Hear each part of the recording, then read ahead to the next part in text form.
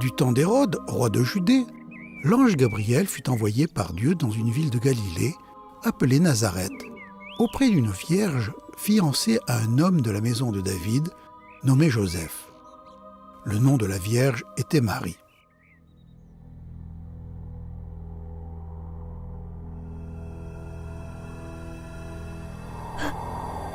L'ange lui dit « Ne crains point, Marie, car tu as trouvé grâce devant Dieu. Et voici, tu deviendras enceinte et tu enfanteras un fils et tu lui donneras le nom de Jésus. Il sera grand et sera appelé Fils du Très-Haut et le Seigneur Dieu lui donnera le trône de David son père. Et son règne n'aura point de fin. »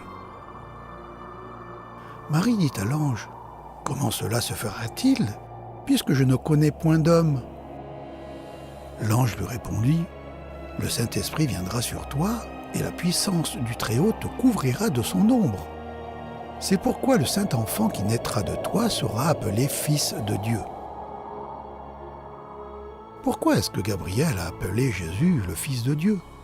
Certaines personnes pensent que cela veut dire que Dieu a pris une femme et a engendré un fils. Ce n'est pas ce que cela signifie. Si tu es originaire du continent africain, certains t'appelleront peut-être un fils de l'Afrique. Cela veut-il dire que l'Afrique s'est mariée et a eu un enfant ? Non, bien sûr. Cela veut tout simplement dire que tu viens de l'Afrique. Le Messie est appelé Fils de Dieu parce qu'il est venu de Dieu.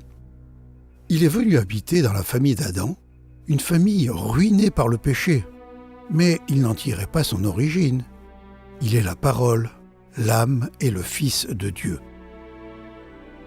Au commencement de toutes ces choses, la parole existait déjà. Celui qui est la parole était avec Dieu, et il était Dieu. Il était donc avec Dieu au commencement. Dieu a fait toutes choses par lui. Rien n'a été fait sans lui. Celui qui est la parole est devenu un homme, et il a vécu parmi nous, plein de grâce et de vérité. Nous avons vu sa gloire, la gloire que le Fils unique reçoit du Père. Te souviens-tu de la promesse que Dieu a faite le jour où Adam a mangé du fruit défendu ? Dieu avait annoncé que la postérité de la femme allait écraser la tête du serpent. Cette postérité promise était à présent dans le sein d'une jeune fille vierge. Il restait à voir comment la postérité de la femme allait écraser la tête du serpent.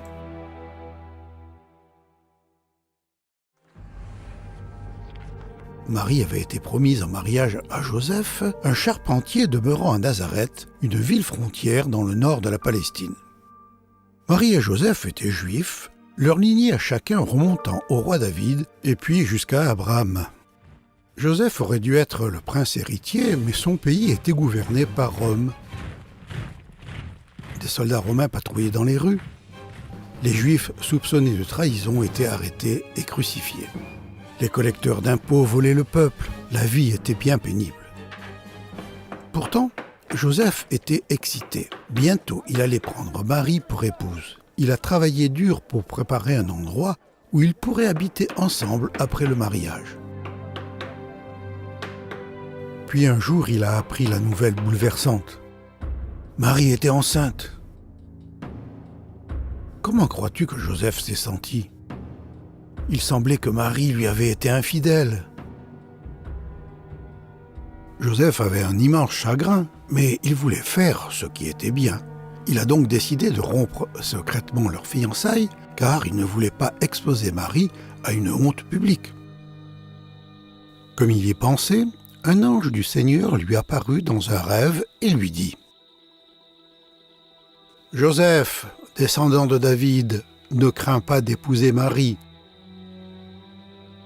car c'est par l'action du Saint-Esprit qu'elle attend un enfant. Elle mettra au monde un fils que tu appelleras Jésus, car il sauvera son peuple de ses péchés. » Tout cela arriva afin que se réalise ce que le Seigneur avait dit par le prophète. La Vierge sera enceinte et mettra au monde un fils qu'on appellera Emmanuel. Ce nom signifie « Dieu avec nous ». La tristesse de Joseph s'est transformée en joie. Quel honneur! Marie allait être la mère du Messie promis, et lui, Joseph, serait son tuteur légal. Le Saint Messie aurait une mère humaine, mais pas de père humain. Son nom serait Jésus, ce qui signifie le Seigneur sauve, ou tout simplement Sauveur. Quand Joseph se réveilla, il agit comme l'ange du Seigneur le lui avait ordonné, et prit Marie comme épouse. Mais il n'eut pas de relation avec elle jusqu'à ce qu'elle ait mis au monde son fils, que Joseph appela Jésus.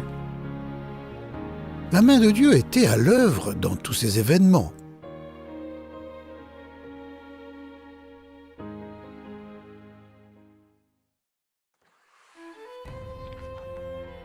« 700 ans plus tôt, le prophète Michée a prédit que le roi Messie naîtrait à Bethléem, la ville ancestrale du roi David.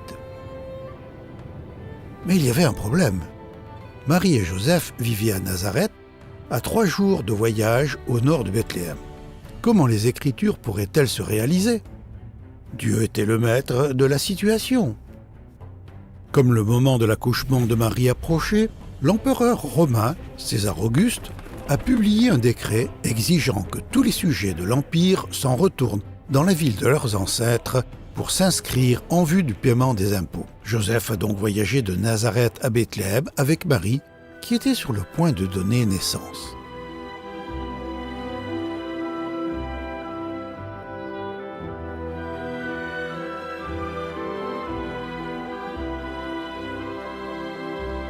Pendant qu'ils étaient à Bethléem, le jour de la naissance arriva. Elle mit au monde un fils, son premier-né. Elle l'enveloppa de langes et le coucha dans une crèche, parce qu'il n'y avait pas de place pour eux dans l'abri destiné aux voyageurs. C'est donc à Bethléem, surpeuplé de voyageurs exténués, venus s'inscrire pour payer les impôts, que la postérité promise de la femme est née. L'Évangile rapporte cet événement avec précision. Elle mit au monde un fils, son premier-né. Du côté de sa mère, ce bébé était le nouveau-né de Marie. Mais du côté de son père, il était le Fils éternel de Dieu. La même parole par laquelle Dieu avait créé le monde, la même voix qui avait parlé avec force depuis le sommet du mont Sinaï, se faisait entendre maintenant dans les pleurs d'un nouveau-né. Et où est-il né ? Non pas dans le palais d'un roi, ni dans un hôpital, ni même dans une auberge sur le bord de la route. Le roi venu du ciel est né là où les agneaux naissent, dans une étable avec une mangeoire comme berceau. Cela faisait partie du plan de Dieu. Car vous connaissez la grâce de notre Seigneur Jésus-Christ. Lui qui était riche, il s'est fait pauvre en votre faveur, afin de vous enrichir par sa pauvreté.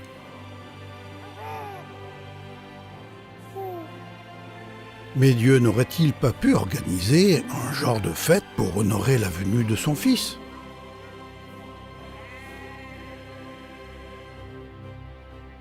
C'est ce qu'il a fait.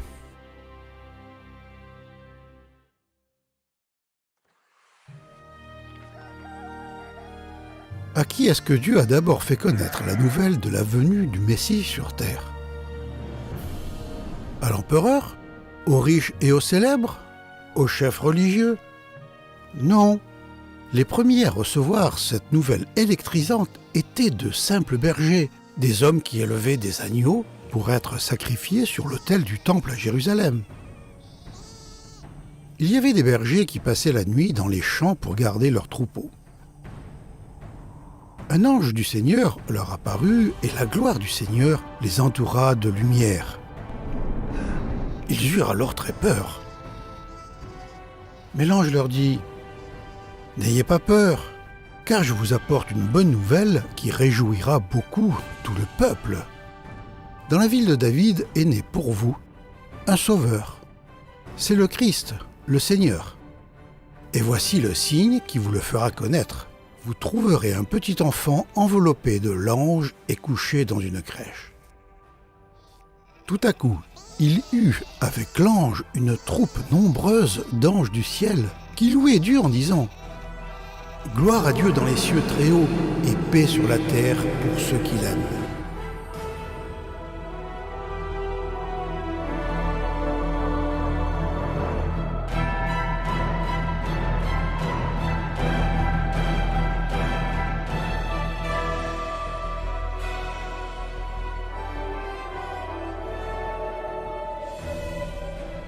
Lorsque les anges les eurent quittés pour retourner au ciel, les bergers se dirent les uns aux autres « Allons donc jusqu'à Bethléem, il faut que nous voyions ce qui est arrivé, ce que le Seigneur nous a fait connaître. » Ils se dépêchèrent d'y aller et ils trouvèrent Marie et Joseph et le petit enfant couché dans la crèche. Lorsqu'ils le virent, ils racontèrent ce que l'ange leur avait dit au sujet de ce petit enfant. Tous ceux qui entendirent les bergers furent étonnés de ce qu'il leur disait. Quelle histoire les bergers avaient à raconter? Le Sauveur est né. Nous l'avons vu. Nous l'avons touché. L'ange nous a dit qu'il est le Christ, le Seigneur. Un chœur d'anges a rempli le ciel. La nuit s'est faite aussi claire que le jour. Le Messie est venu. Il est ici. Il est ici. Certains ont cru le message des bergers. La plupart, non. Mais crois-le ou non, le roi, dont la date de naissance a divisé l'histoire de l'humanité en deux, s'est joint à la race humaine. Le 8e jour, après la naissance, le moment vint de circoncire l'enfant. On lui donna le nom de Jésus, nom que l'ange avait indiqué avant que sa mère devienne enceinte. Après la naissance de Jésus dans une étable, Joseph a pris des mesures pour trouver un logis convenable pour sa petite famille. Un jour, quelques mages enthousiastes, des savants qui étudient les étoiles, sont arrivés à Jérusalem. Conduits par une étoile particulière, ces hommes étaient venus de la Perse lointaine à la recherche du roi nouveau-né. Ces mages n'avaient qu'une seule question et qu'un seul objectif. Où est l'enfant qui vient de naître, le roi des Juifs? Nous avons vu son étoile apparaître en Orient et nous sommes venus l'adorer. Quand le roi Hérode apprit cette nouvelle, il fut troublé, ainsi que toute la population de Jérusalem. Il convoqua tous les maîtres de la loi et leur demanda où le Messie devait naître. Ils lui répondirent « À Bethléem, en Judée, car voici ce que le prophète a écrit. » Alors Hérode convoqua secrètement les savants, en leur disant « Allez chercher des renseignements précis sur l'enfant. Et quand vous l'aurez trouvé, faites-le moi savoir, afin que j'aille moi aussi l'adorer. » Après avoir reçu ces instructions du roi, ils partirent. Ils virent alors l'étoile qu'ils avaient déjà remarquée en Orient. Elle allait devant eux, et quand elle arriva au-dessus de l'endroit où se trouvait l'enfant, ils furent remplis d'une très grande joie en la voyant là.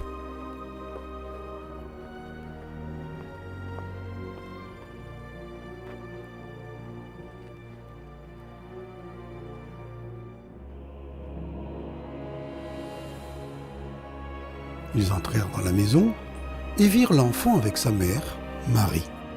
Ils se mirent à genoux pour adorer l'enfant.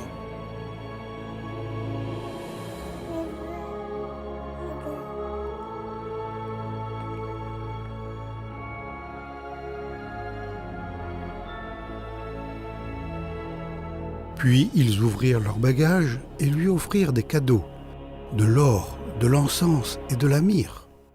Ensuite, Dieu les avertit dans un rêve de ne pas retourner auprès d'Hérode. Ils prirent alors un autre chemin pour rentrer dans leur pays. Quand les savants furent partis, un ange du Seigneur apparut à Joseph dans un rêve et lui dit « Debout, prends avec toi l'enfant et sa mère et fuis en Égypte.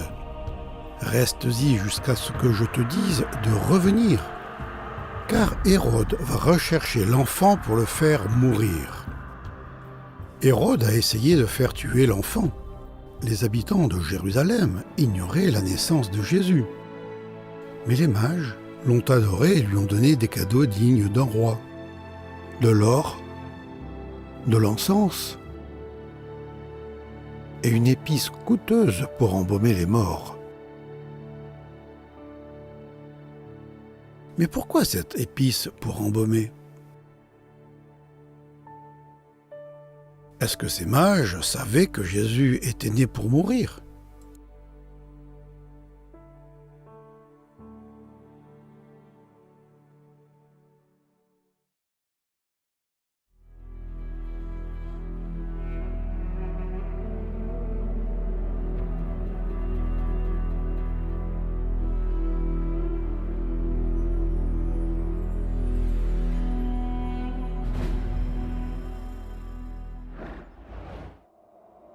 Après avoir reçu l'avertissement de l'ange, Joseph a emmené Marie et l'enfant Jésus en Égypte, où ils ont vécu en tant que réfugiés jusqu'à la mort du cruel roi Hérode.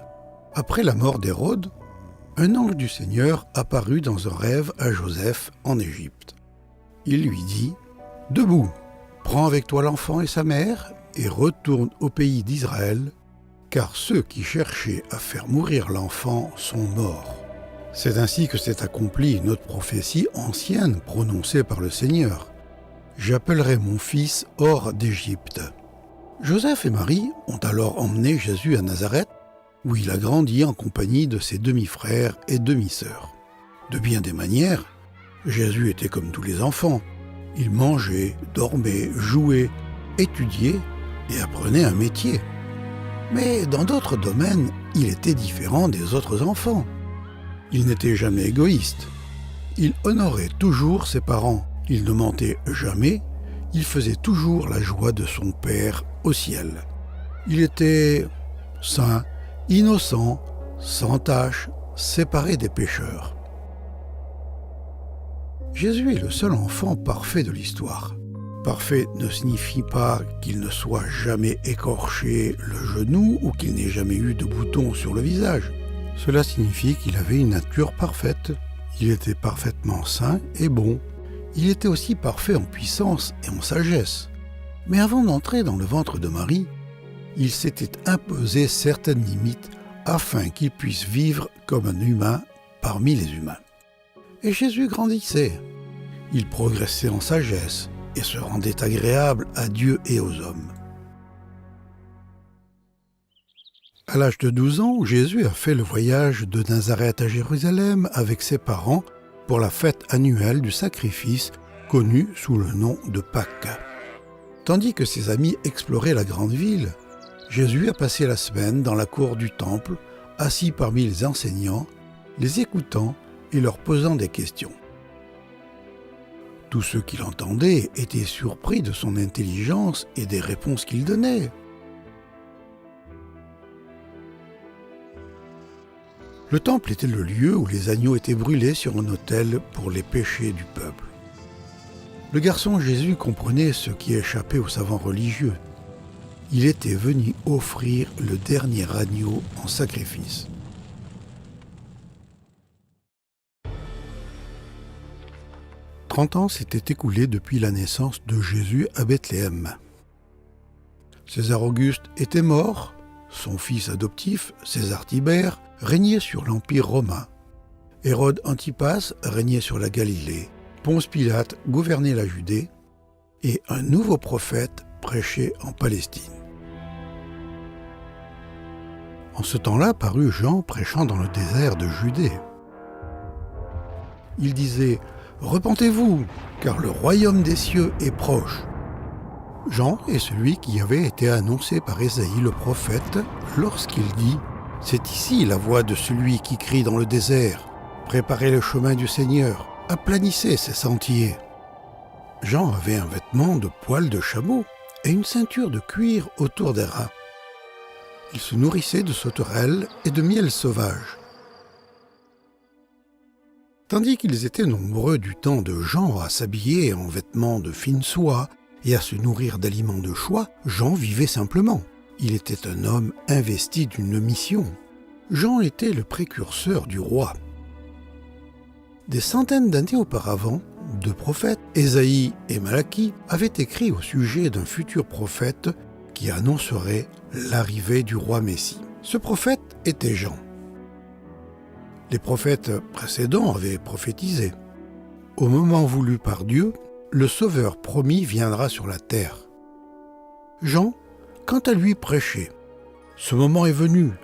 Le Sauveur est ici. Des foules se pressaient dans le désert pour écouter Jean. Ceux qui ont confessé leur nature pécheresse et leur besoin d'un Sauveur ont été baptisés dans le Jourdain.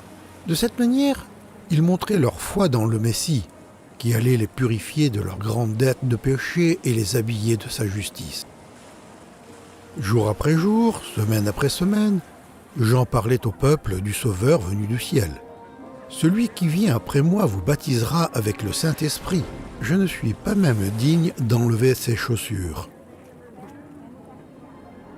Puis, un jour, le Sauveur est venu, descendant la colline et traversant la foule, pour aller jusqu'à l'endroit où Jean baptisait. En parlant de Jésus, Jean a dit « Regardez, voici l'agneau de Dieu qui enlève le péché du monde. » Pourquoi est-ce que Jean a appelé Jésus l'agneau de Dieu? Si tu le sais, alors tu connais la mission du roi.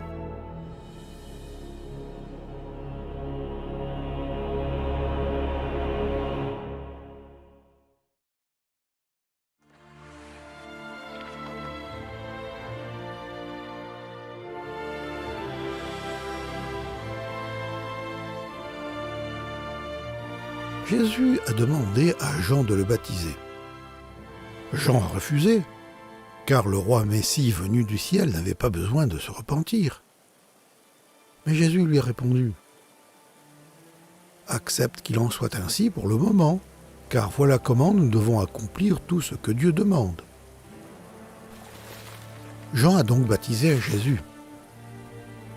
En se faisant baptiser, Jésus a montré qu'il appartenait à la famille humaine qu'il était venu secourir. Dès qu'il fut baptisé, Jésus sortit de l'eau. Alors le ciel s'ouvrit pour lui et il vit l'Esprit de Dieu descendre comme une colombe et venir sur lui. Au même instant, une voix fit entendre du ciel ces paroles. « Celui-ci est mon Fils bien-aimé qui a toute mon approbation. » Comme au premier jour de la création, l'unité complexe de Dieu était de nouveau révélée. De même que Dieu, son esprit et sa parole avaient collaboré à la création du monde, ils allaient à présent travailler pour le sauver.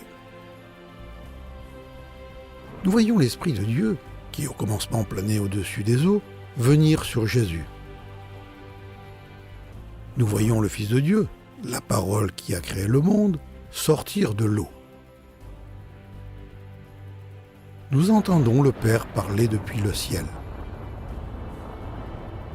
Durant les 30 dernières années, Jésus avait vécu dans l'anonymat, loin des regards de la foule, mais son Père au ciel avait observé ses moindres pensées, paroles et gestes. Et quel a été son verdict sur la vie de son Fils ? « Celui-ci est mon Fils bien-aimé qui a toute mon approbation. » Dans toute l'histoire humaine, Jésus est le seul qui ait jamais fait tout ce que Dieu exigeait. Tout, en tout temps, à la perfection. Jésus a fait ce qu'Adam n'a jamais réussi à faire, refléter l'image de Dieu. Mais Jésus a fait plus que la refléter. Il était cette image. Après avoir autrefois, à plusieurs reprises et de plusieurs manières, parlé à nos pères par les prophètes, Dieu, dans ces derniers temps, nous a parlé par le Fils. Il a établi héritier de toutes choses, par lui, il a aussi créé l'univers. Le Fils est le reflet de sa gloire et l'empreinte de sa personne, et il soutient toutes choses par sa parole puissante. Ce n'est pas surprenant que Jésus dirait plus tard « Moi et le Père, nous sommes un ». Jésus est le Fils parfait.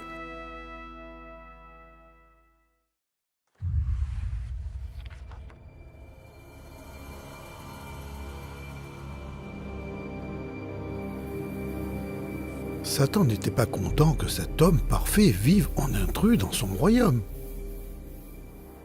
Mais le diable avait une stratégie. De même qu'il avait tenté le premier homme de pécher, il allait essayer d'amener cet homme à pécher. Satan voulait amener Jésus sous son autorité, tout comme il l'avait fait pour Adam. Si le Fils de Dieu pouvait être amené à pécher, alors il ne serait pas qualifié pour sauver son peuple de son péché. Ensuite, l'Esprit de Dieu conduisit Jésus dans le désert pour qu'il y soit tenté par le diable. Après avoir passé 40 jours et 40 nuits sans manger, Jésus eut faim. Le diable, le tentateur, s'approcha et lui dit « Si tu es le Fils de Dieu, ordonne à ces pierres de se changer en pain. » Jésus avait faim, mais il n'a pas obéi au diable. Il n'agirait pas contrairement à la volonté de son Père. Il n'utiliserait pas sa puissance infinie pour satisfaire ses désirs humains. Pour combattre le diable, Jésus a cité la Torah de Moïse. L'Écriture déclare « L'homme ne vivra pas de pain seulement, mais de toute parole que Dieu prononce. » Dans son orgueil insensé, le diable a essayé une nouvelle fois de tenter le Saint de Dieu.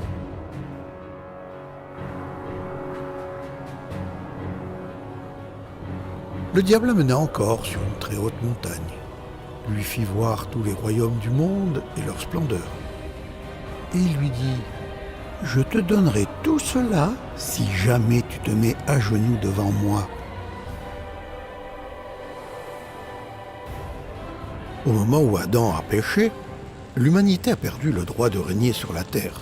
Satan avait usurpé la domination du monde, s'en faisant le roi. À présent, le roi de gloire était sur terre pour en reprendre la domination.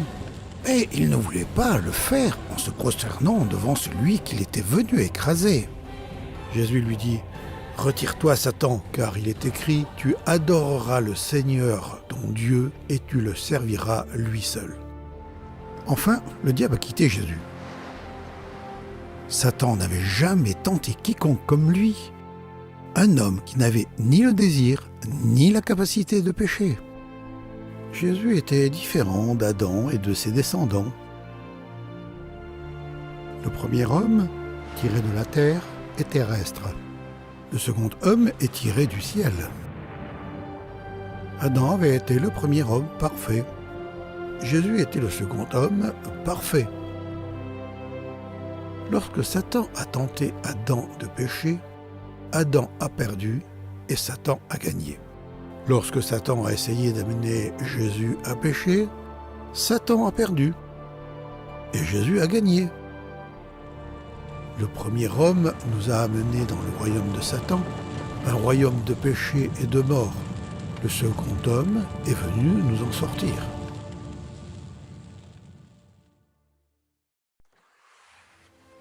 Après les tentatives futiles de Satan de l'amener à pécher, Jésus est retourné à Nazareth, où il avait grandi et travaillé comme charpentier.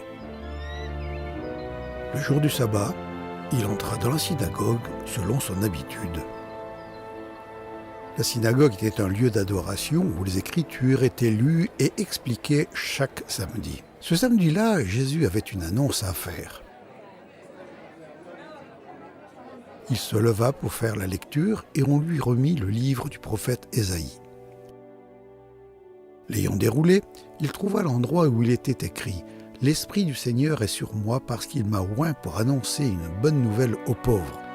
Il m'a envoyé pour guérir ceux qui ont le cœur brisé, pour proclamer aux captifs la délivrance et aux aveugles le recouvrement de la vue. » L'extrait des Écritures que Jésus avait lu était une prophétie ancienne concernant le roi Messie qui devait révéler au monde la nature de Dieu et secourir les pécheurs de l'emprise de Satan, du péché, de la mort et de l'enfer.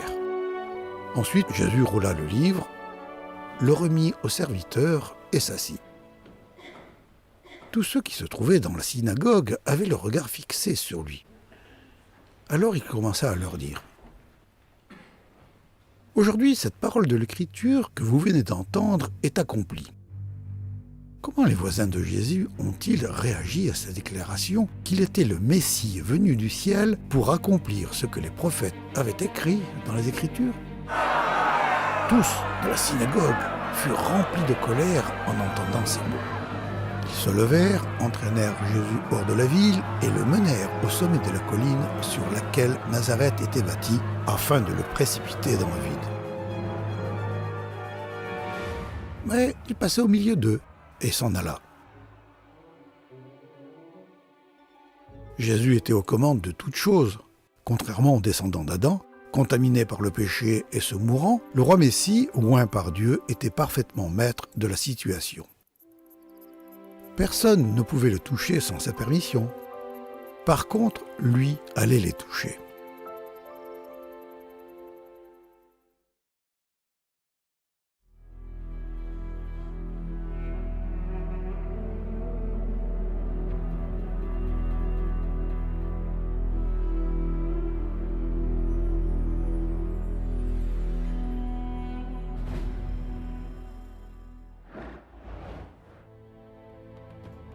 Dans les Écritures des prophètes, l'un des titres du Messie est le bras de l'Éternel.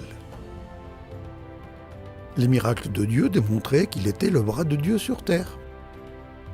D'un simple toucher de sa main ou d'une simple parole de sa bouche, les malades et les mourants ont été immédiatement rétablis.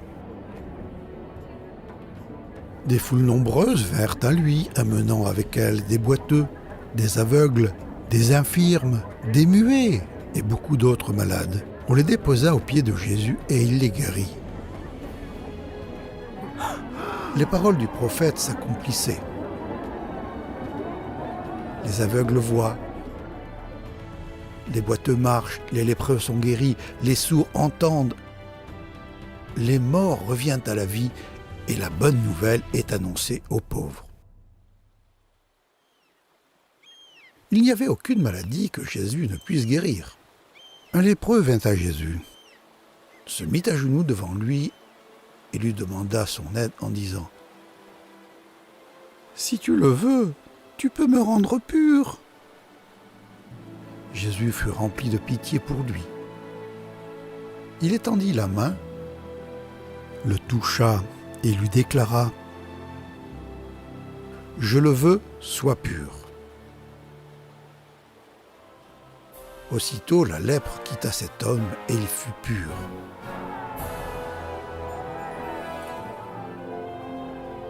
Au coucher du soleil, tous ceux qui avaient des malades atteints de divers maux les amenèrent à Jésus. Il posa les mains sur chacun d'eux et les guérit. Des esprits mauvais sortirent aussi de beaucoup de malades en criant « Tu es le Fils de Dieu !» Mais Jésus leur adressait des paroles sévères et les empêchait de parler, car eux savaient qu'il était le Messie. Jésus ne voulait pas que les démons témoignent à son sujet.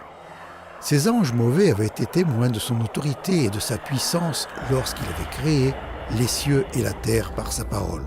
Il frissonnait en se rappelant le jour où il les avait chassés du ciel.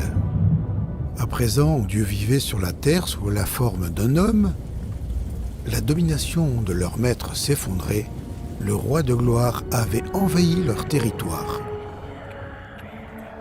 Partout où Jésus allait, le pouvoir de Satan faiblissait. Partout où Jésus allait, la malédiction du péché était inversée. Les miracles étaient accompagnés d'un message. Le moment est arrivé et le royaume de Dieu est proche. Changez d'attitude et croyez à la bonne nouvelle.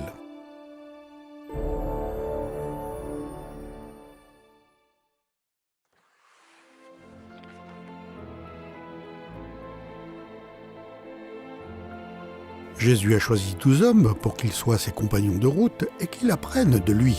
Il y avait également de nombreuses femmes qui le suivaient. Elle aidait Jésus et ses disciples en leur donnant de la nourriture et de l'argent. Pour ceux qui croyaient en lui, l'appel de Jésus était simple. « Suis-moi ». Mais un prix était attaché à son appel, un prix élevé. Celui qui aime son père ou sa mère plus que moi n'est pas digne de moi. Celui qui aime son fils ou sa fille plus que moi n'est pas digne de moi. » Puisque plusieurs de ses disciples étaient pécheurs, Jésus a souvent passé la journée près de la mer de Galilée. Les gens venaient de tout lieu pour le voir. Jésus se mit de nouveau à enseigner au bord de la mer. Une grande foule s'étant assemblée auprès de lui, il monta et s'assit dans une barque sur la mer.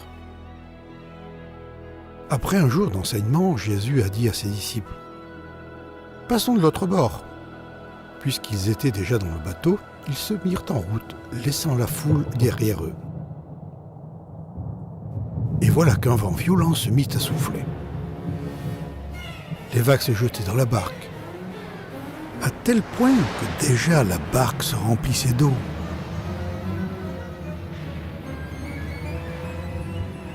Jésus, à l'arrière du bateau, dormait, la tête appuyée sur un coussin. Ses disciples le réveillèrent alors en criant : « Maître, nous allons mourir, cela ne te fait donc rien ?» Jésus, réveillé, menaça le vent et dit à l'eau du lac : « Silence ! Calme-toi !» Alors le vent tomba et il eut un grand calme. Puis Jésus s'adressa aux disciples : « Pourquoi avez-vous si peur ? N'avez-vous pas encore confiance ?» Ils éprouvèrent une grande frayeur. « Qui est donc cet homme pour que même le vent et les flots lui obéissent ? » Qui est cet homme ? 1000 ans auparavant, le prophète David avait déjà répondu à la question. Dans leur détresse, ils ont crié à l'Éternel et il les a délivrés de leur angoisse. Il a arrêté la tempête, ramené le calme et les vagues se sont calmées.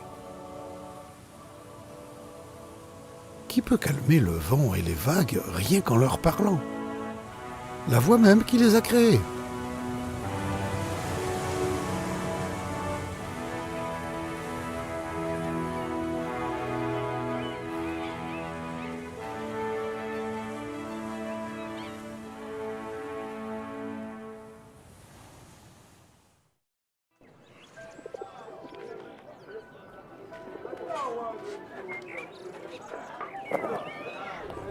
Un jour, 4 hommes portant un brancard ont apporté un homme paralysé à la maison où Jésus se trouvait. Les hommes ont essayé de se frayer un chemin jusqu'à l'intérieur de la maison, mais il y avait tant de gens dans la pièce qu'ils ne pouvaient y pénétrer. Alors, ils ont grimpé sur le toit, ont ôté quelques tuiles et ont descendu le brancard jusque devant Jésus. Quand Jésus vit la foi de ces hommes, il dit au paralysé : « Mon fils, tes péchés sont pardonnés. » Jésus savait que le plus grand besoin de cet homme n'était pas de marcher de nouveau, mais d'être pardonné de ses péchés. Quelques maîtres de la loi qui étaient assis là pensaient en eux-mêmes : « Pourquoi cet homme parle-t-il ainsi ? Il fait insulte à Dieu. Qui peut pardonner les péchés ? Dieu seul le peut. » Jésus devina aussitôt ce qu'ils pensaient et leur dit : « Pourquoi avez-vous de telles pensées ? Est-il plus facile de dire au paralysé : « Tes péchés sont pardonnés » ou de dire : « Lève-toi, prends ta natte et marche » ? Mais je veux que vous le sachiez. Le Fils de l'homme a le pouvoir sur la terre de pardonner les péchés. Alors il adressa ces mots au paralysé. « Je te le dis, lève-toi, prends ta natte et rentre chez toi. »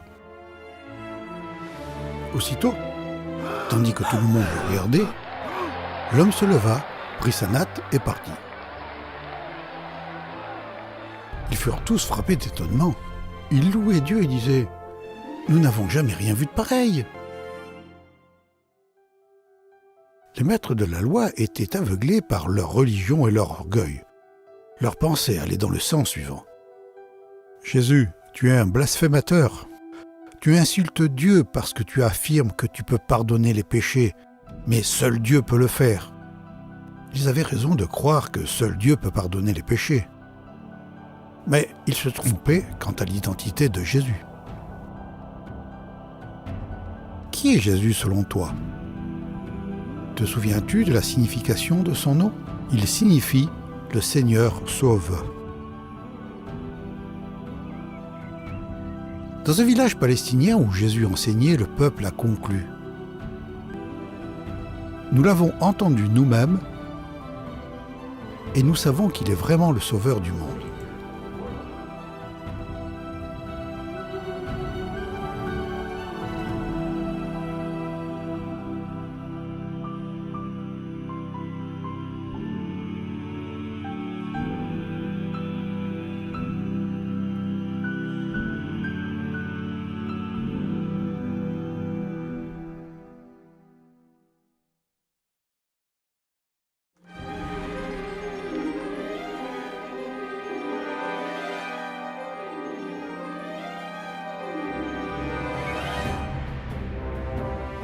Jésus avait le pouvoir sur l'ensemble de la création.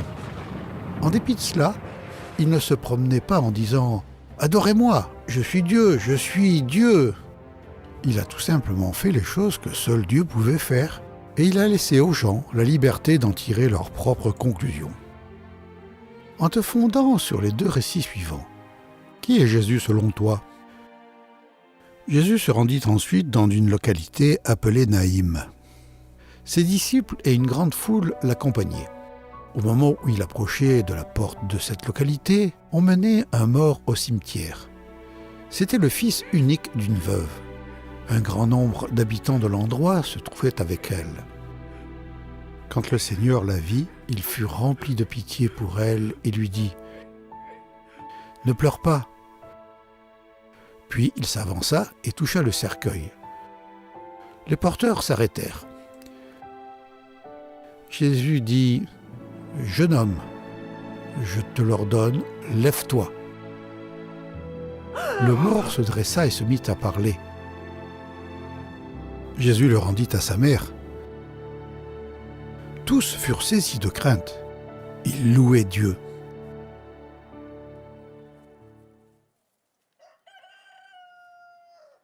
Un autre jour, Jésus était en visite chez 2 sœurs dans le deuil, Marthe et Marie.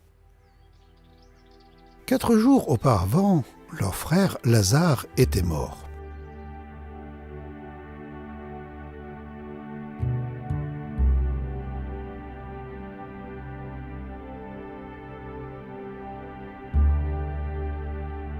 Marthe dit à Jésus, « Seigneur, si tu avais été ici, mon frère ne serait pas mort. » Jésus lui dit, « Je suis la résurrection et la vie. Celui qui croit en moi vivra, même s'il meurt, et celui qui vit et croit en moi ne mourra jamais. » Crois-tu cela? Oui, Seigneur, répondit-elle. Je crois que tu es le Messie, le Fils de Dieu, celui qui devait venir dans le monde. Jésus se rendit au tombeau. C'était une caverne dont l'entrée était fermée par une grosse pierre. « Enlevez la pierre, dit Jésus. » Marthe, la sœur du mort, lui dit « Seigneur, il doit sentir mauvais, car il y a déjà 4 jours qu'il est ici. » Jésus lui répondit, « Ne t'ai-je pas dit, si tu crois, tu verras la gloire de Dieu ?» On enleva donc la pierre.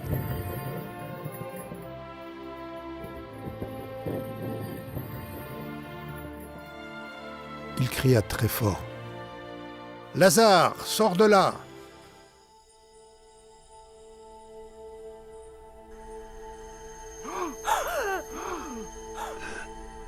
Le mort sortit, les pieds et les mains entourés de bandes et le visage enveloppé d'un linge. Jésus dit alors, « Déliez-le et laissez-le aller. »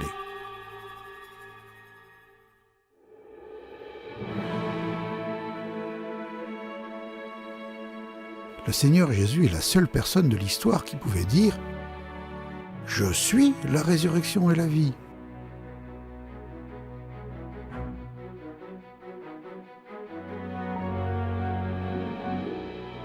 Ses œuvres confirmaient que ses paroles étaient vraies.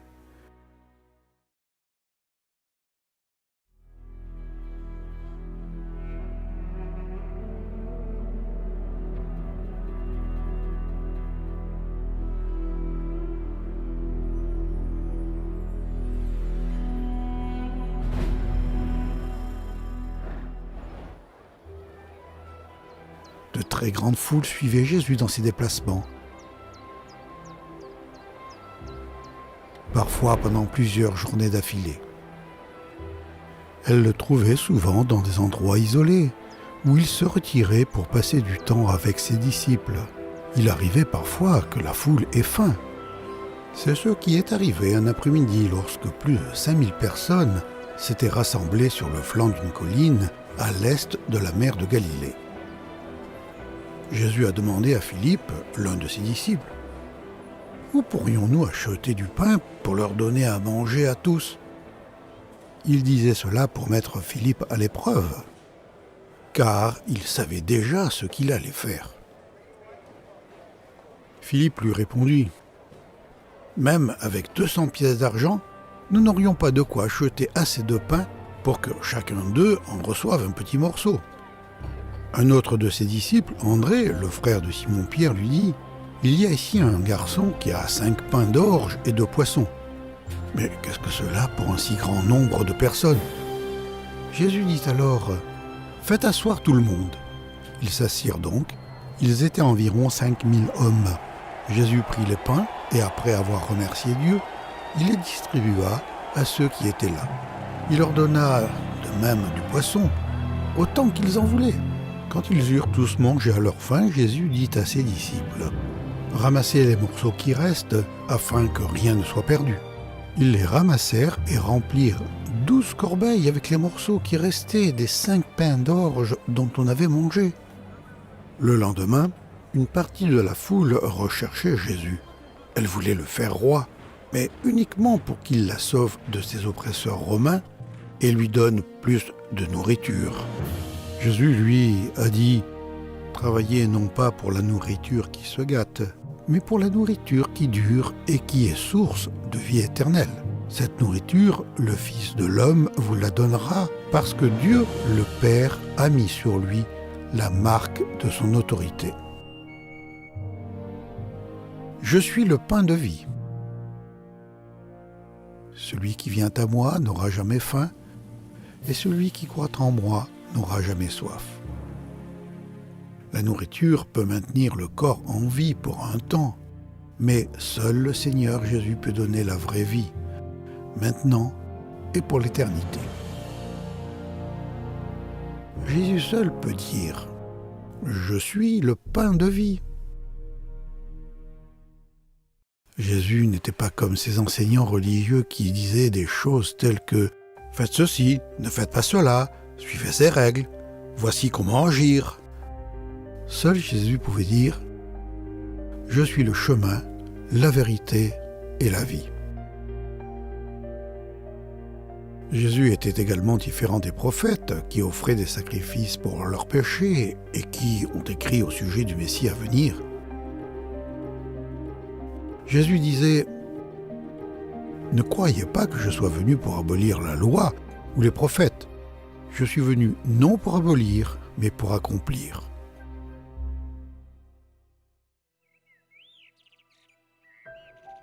Jésus enseignait souvent à ses disciples comment des citoyens du royaume des cieux devaient vivre pour refléter le caractère et la gloire de leur roi. Vous avez appris qu'il a été dit « Tu aimeras ton prochain et tu haïras ton ennemi. » Mais moi, je vous dis, aimez vos ennemis. Priez pour ceux qui vous persécutent. Lorsque vous priez, ne soyez pas comme les hypocrites qui aiment à prier pour être vus des hommes. Mais quand tu pries, entre dans ta chambre, ferme ta porte et prie ton Père qui est là dans le lieu secret. Voici donc comment vous devez prier. Notre Père qui est aux cieux, que ton nom soit sanctifié, que ton règne vienne, que ta volonté soit faite sur la terre comme au ciel. Donne-nous aujourd'hui notre pain quotidien. Ne vous inquiétez donc point, et ne dites pas « Que mangerons-nous ? Que boirons-nous ? De quoi serons-nous vêtus ?» Car toutes ces choses, ce sont les païens qui les recherchent. Votre Père Céleste sait que vous en avez besoin. Cherchez premièrement le royaume et la justice de Dieu, et toutes ces choses vous seront données par-dessus. Gardez-vous des faux prophètes. Ils viennent à vous en vêtements de brebis, mais au-dedans, ce sont des loups ravisseurs. Quiconque entend ces paroles que je dis et les met en pratique sera semblable à un homme prudent qui a bâti sa maison sur le roc. La pluie est tombée, les torrents sont venus, les vents ont soufflé et se sont jetés contre cette maison.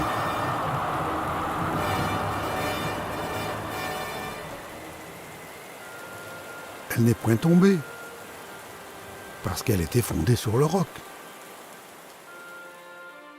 Mais quiconque entend ces paroles que je dis et ne les met pas en pratique, sera semblable à un homme insensé qui a bâti sa maison sur le sable. La pluie est tombée, les torrents sont venus, les vents ont soufflé et ont battu cette maison. Elle est tombée, et sa ruine a été grande. Personne n'a jamais parlé comme l'enseignant venant du ciel.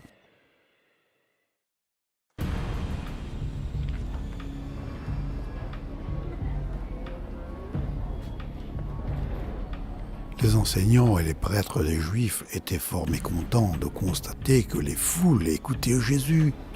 Ils voulaient que les gens les écoutent, eux, pas lui. Un jour, les chefs des prêtres ont envoyé les gardes du temple arrêter Jésus, mais ils n'ont pu le faire.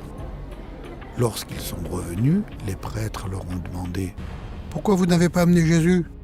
Les gardes ont répondu « Jamais personne n'a parlé comme lui. » Même les prophètes n'avaient pas parlé comme Jésus. Ils étaient comme des bougies projetant de faibles rayons de lumière dans un monde ténébreux. Mais le Messie était le soleil de la justice. Qui a besoin de chandelles une fois que le soleil s'est levé ? Je suis la lumière du monde. Celui qui me suit aura la lumière de la vie et ne marchera plus jamais dans l'obscurité. Jésus est la parole qui, au commencement, a dit « Que la lumière soit ». Il est la source ultime de lumière physique et spirituelle. Comme le temps approchait pour le Messie d'accomplir sa mission, il a conduit 3 de ses disciples, Pierre, Jacques et Jean, sur une haute montagne. Il changea d'aspect devant leurs yeux.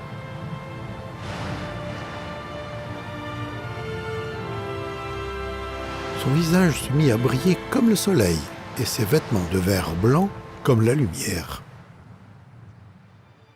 Soudain, les 3 disciples virent Moïse et Élie qui parlaient avec Jésus.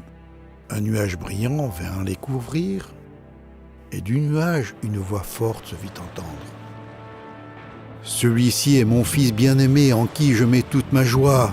Écoutez-le !»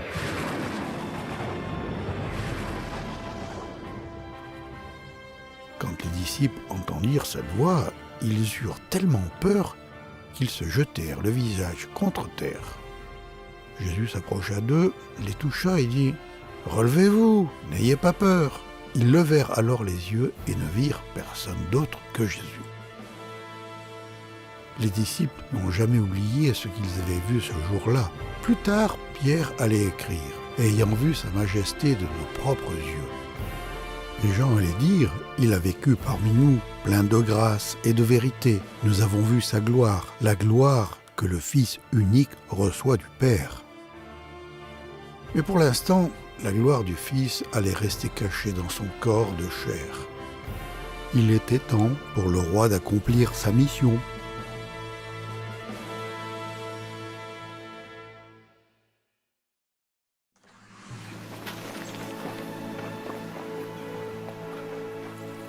Pendant 3 ans, le Seigneur Jésus a parcouru la Palestine, en faisant le bien et en guérissant. Le peuple l'aimait. Mais les chefs religieux à Jérusalem complotaient pour le tuer. Et Jésus le savait. Lorsque le moment approcha où Jésus devait être enlevé au ciel, il décida fermement de se rendre à Jérusalem. Si tu savais qu'une bande de malfaiteurs dans une ville lointaine projetait de te capturer, de te torturer et de te tuer, est-ce que tu te rendrais dans cette ville? C'est ce que Jésus a fait. À partir de ce moment, Jésus se mit à parler ouvertement à ses disciples en disant « Il faut que j'aille à Jérusalem et que j'y souffre beaucoup de la part des anciens, des chefs, des prêtres et des maîtres de la loi. Je serai mis à mort et le troisième jour, je reviendrai à la vie. » Ce n'est pas le genre de roi auquel les disciples s'attendaient. Un Messie crucifié? Assurément, Dieu n'allait pas permettre que celui qu'il avait choisi connaisse une telle douleur et une telle honte. Alors Pierre a dit à Jésus, « Dieu t'en garde, Seigneur. Non, cela ne t'arrivera pas. » Mais Jésus se retourna et dit à Pierre, « Va-t'en loin de moi, Satan. Tu es un obstacle sur ma route, car tu ne penses pas comme Dieu, mais comme les êtres humains. » Les disciples voulaient un roi Messie qui détruirait les occupants romains et mettre à la place un nouveau gouvernement à Jérusalem. Alors même qu'ils étaient en chemin, les disciples se sont disputés pour savoir qui aurait les postes les plus élevés dans le royaume de Dieu. Jésus a donc dit à ses disciples, « Si l'un de vous veut être grand, il doit être votre serviteur. Le Fils de l'homme n'est pas venu pour se faire servir, mais il est venu pour servir et donner sa vie comme rançon pour libérer une multitude de gens. » Lors de sa première venue sur Terre, le Messie n'est pas venu pour conquérir des royaumes politiques sur des trônes terrestres. Il est venu pour vaincre Satan et régner sur des cœurs humains. Jésus a enseigné « Le royaume de Dieu est au milieu de vous. » Mais avant que le roi du ciel ne puisse régner sur les cœurs et plus tard sur la terre entière, cette dette de péché du monde devait être payée et la mort vaincue. Voilà sa mission.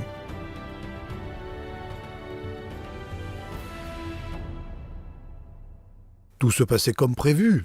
Comme le Seigneur s'approchait de Jérusalem, il a envoyé 2 disciples faire une commission. « Allez au village qui est en face, leur dit-il. Quand vous y serez arrivés, vous trouverez un petit âne attaché sur lequel personne ne s'est jamais assis. Détachez-le et amenez-le ici.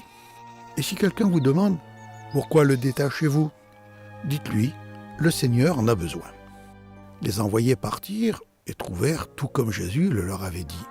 Pendant qu'ils détachaient l'ânon, ses propriétaires leur dirent « Pourquoi détachez-vous cet ânon » Ils répondirent « Le Seigneur en a besoin. » Puis ils amenèrent l'ânon à Jésus. Ils jetèrent leurs manteaux sur l'animal et y firent monter Jésus.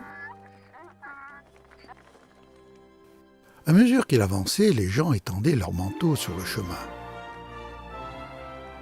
Tandis qu'ils approchaient de Jérusalem par le chemin qui descend des monts des Oliviers, toute la foule des disciples, pleine de joie, se mit à louer Dieu d'une voix forte pour tous les miracles qu'ils avaient vus. Que Dieu bénisse le roi qui vient au nom du Seigneur. Paix dans le ciel et gloire à Dieu. Quelques pharisiens qui se trouvaient dans la foule dirent à Jésus, « Maître, dis à tes disciples de se taire. » Jésus répondit, « Je vous le déclare, s'ils se taisent, les pierres crieront. » Quel roi différent des autres! Le roi Messie n'a pas pris la ville d'assaut au son retentissant de trompettes et accompagné d'une puissante armée. Il n'est pas entré dans la ville monté sur un vaillant cheval de bataille. Il était monté sur un humble âne. Un ânon non encore dressé. Un âne qui, d'ordinaire, aurait fait des ruées et se serait cabré. Un animal portant la marque distincte d'une croix sur le dos et les épaules. Et, bien plus important encore, le seul animal qui pouvait accomplir ce que le prophète Zacharie avait écrit 500 ans auparavant. Éclate de joie, Jérusalem, regarde ton roi vient à toi. Humble et monté sur un âne, sur un ânon, le petit d'une ânesse. Pourquoi est-ce que le roi Messie n'est pas entré dans Jérusalem sur un vaillant cheval de bataille? Parce qu'il n'est pas venu sauver le peuple de ses oppresseurs romains. Il est venu pour sauver son peuple de ses péchés.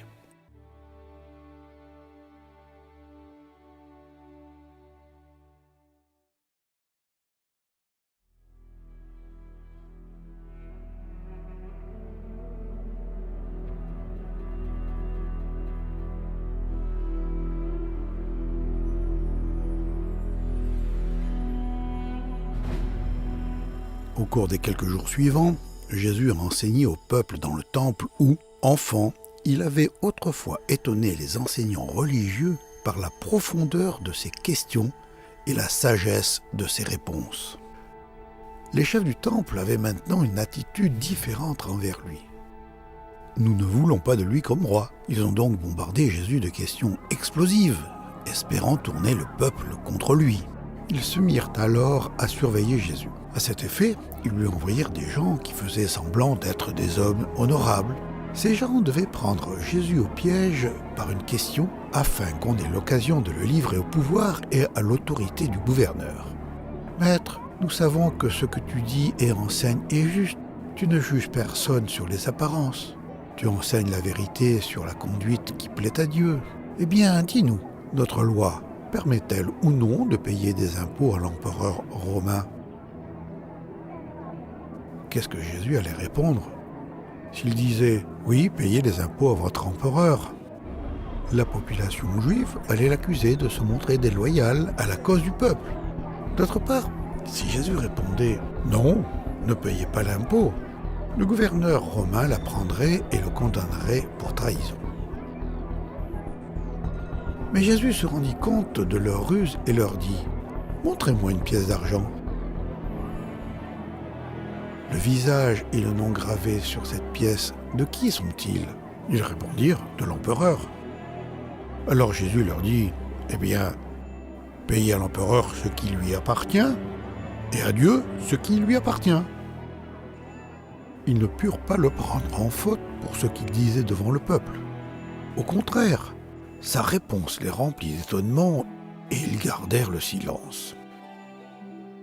À tour de rôle, différents groupes d'enseignants religieux se sont efforcés de coincer Jésus, mais à chaque fois, il leur a répondu avec une parfaite sagesse. À partir de ce jour, personne n'osa plus lui poser des questions. Honteux de leur échec, ces hommes sont allés conspirer avec les chefs des prêtres pour faire arrêter et tuer Jésus. Quel aveuglement! Ces prêtres, responsables d'offrir des sacrifices sur l'autel du temple, ignoraient totalement le fait que l'homme qu'ils voulaient mettre à mort était celui-là même dont ces sacrifices étaient une image. Le plan de Dieu était sur le point de s'accomplir.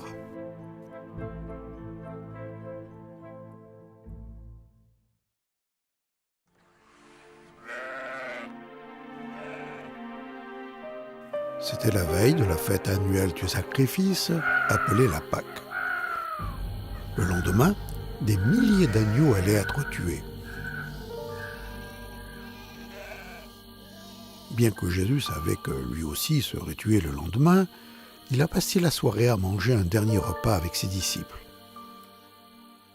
Au cours du repas, il a pris le pain, l'a béni, l'a rompu et leur a donné à manger. Il a aussi fait circuler une coupe parmi eux. Il leur a dit que le pain rompu devait leur rappeler son corps, tandis que le jus rouge devait leur rappeler son sang, qui serait versé pour instaurer la nouvelle alliance pour les pardons du péché. À minuit, il a conduit ses disciples à un jardin appelé Gethsémane. Là, connaissant les horreurs qui l'attendaient, il a prié son Père. Puis, comme un signal donné, les chefs religieux sont arrivés à la tête d'une foule d'hommes armés. Jésus leur dit « Deviez-vous venir armés d'épées et de bâtons pour me prendre, comme si j'étais un brigand? Tous les jours, j'étais assis dans le temple pour y enseigner. Et vous ne m'avez pas arrêté. Mais tout cela est arrivé pour que se réalisent les paroles des prophètes contenues dans les Écritures. Alors tous les disciples l'abandonnèrent et s'enfuirent. Jésus a permis aux hommes de l'attacher et de l'emmener à la maison du chef des prêtres, où les chefs des Juifs s'étaient assemblés. Là, beaucoup d'hommes ont dit des mensonges au sujet de Jésus. Le grand prêtre se leva alors dans l'assemblée et interrogea Jésus. « Ne réponds-tu rien à ce que les gens disent contre toi ?» Mais Jésus se taisait. Il ne répondait rien. Le grand prêtre l'interrogea de nouveau. « Es-tu le Fils de Dieu auquel vont nos louanges ?» « Oui, je le suis. Et vous verrez tous le Fils de l'homme siégeant à la droite du Dieu puissant. Vous le verrez aussi venir parmi les nuages du ciel. » Alors le grand prêtre déchira ses vêtements et dit « Nous n'avons plus besoin de témoins. Vous avez entendu cette insulte faite à Dieu. Qu'en pensez-vous » Tous déclarèrent qu'il était coupable et qu'il méritait la mort. Quelques-uns d'entre eux se mirent à cracher sur Jésus. Ils lui couvrirent le visage, le frappèrent à coups de poing et lui dirent « Devine qui t'a fait cela ?» Et les gardes prirent Jésus et lui donnèrent des gifles. La cour juive avait prononcé la peine de mort, mais elle n'avait pas l'autorité de la mettre en application. Seule une cour romaine pouvait le faire.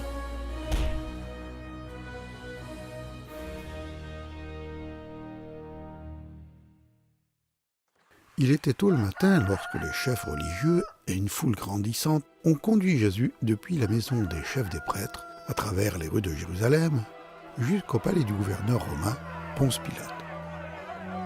Les chefs religieux voulaient que Pilate mette Jésus à mort. Là, ils se mirent à l'accuser en disant « Nous avons trouvé cet homme en train d'égarer notre peuple.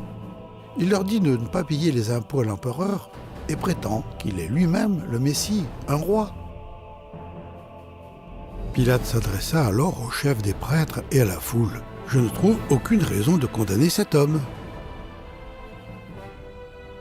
Ils lui répondirent « Si ce n'était pas un malfaiteur, nous ne serions pas venus te le livrer. » Pilate rentra alors dans le palais.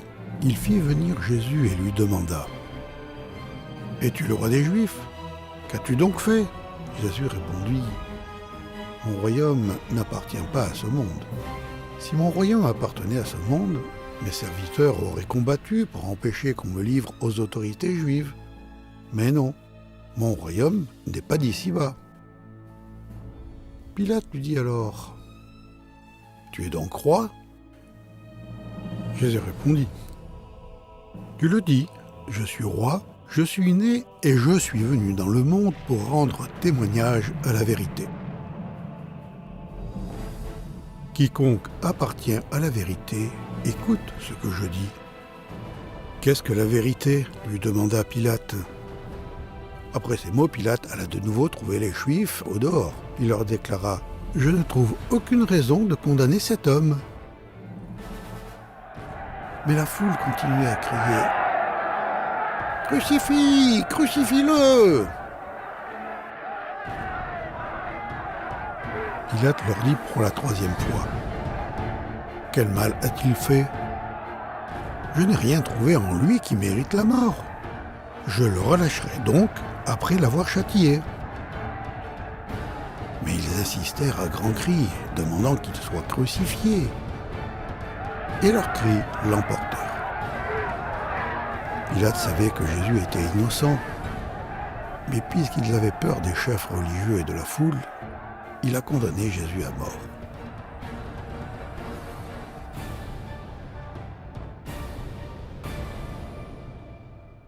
Pilate a condamné Jésus à la plus terrible sentence de mort prévue par la loi romaine. On battait cruellement le condamné, pour ensuite le clouer sur une croix. Les victimes condamnées étaient frappées d'un fouet dont les lanières étaient pourvues de pointes de métal. 700 ans auparavant, le Seigneur avait dit au prophète Ésaïe d'écrire « J'offre mon dos à ceux qui me battent, je tends les joues à ceux qui m'arrachent la barbe, je ne cache pas mon visage aux crachats, aux insultes. L'Évangile nous dit ce qui est arrivé après que le Seigneur ait été fouetté. Les soldats de Pilate emmenèrent Jésus dans le palais du gouverneur et toute la troupe se rassembla autour de lui. Ils lui enlevèrent ses vêtements et le revêtirent d'un manteau rouge. Puis ils tressèrent une couronne avec des branches épineuses, la posèrent sur sa tête et placèrent un roseau dans sa main droite. Ils se mirent ensuite à genoux devant lui et se moquèrent de lui en disant « Salut, roi des Juifs !» Ils crachaient sur lui et prenaient le roseau pour le frapper sur la tête. Les soldats ignoraient la signification de la couronne d'épines qu'ils avaient enfoncée sur la tête de Jésus. Les épines faisaient partie de la malédiction subie par la terre à cause du péché d'Adam. Le Saint Roi de gloire était venu subir la malédiction du péché pour nous. Quand ils se furent bien moqués de lui, ils lui enlevèrent le manteau, lui remirent ses vêtements et l'emmenèrent pour le clouer sur une croix. 2 criminels condamnés ont aussi été conduits avec Jésus jusqu'au lieu d'exécution.